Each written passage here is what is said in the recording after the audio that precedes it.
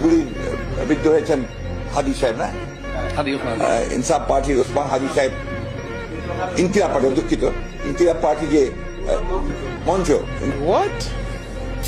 যারা হাদি ভাইয়ের নামটা পর্যন্ত উচ্চারণ করতে পারে না, ইনকিলাব মঞ্চের নামটা পর্যন্ত উচ্চারণ করতে পারে না, যারা জানে না হাদি ভাইয়ের সাথে এই জাহাঙ্গীর সম্পৃক্ততা এই বাংলাদেশের ভবিষ্যৎ পুনর্গঠনে হাদি ভাইয়ের চিন্তা মনস্তত্ত্ব কতটা প্রতিফলিত হয়, যারা এই জিনিসটা ধরতে পারে না, তাদের কাছে হাদি ভাইকে গিনিপিগি মনে হবে।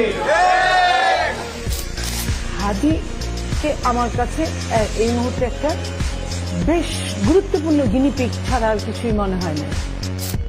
আমার ভাই হাদিকে বিএনপির এক নেত্রী বলছেন হাদি নাকি গিনিপিগ, হাদি নাকি তেলাপোকার মতো।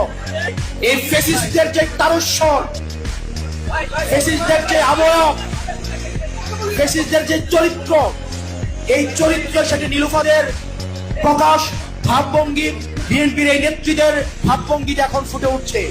হাদি নাকি গিনিপিগ, হাদি ভাই নাকি তেলাপোকা, তাকে এই বক্তব্যের জন্য তাকে প্রকাশ্য ক্ষমা চাইতে হবে।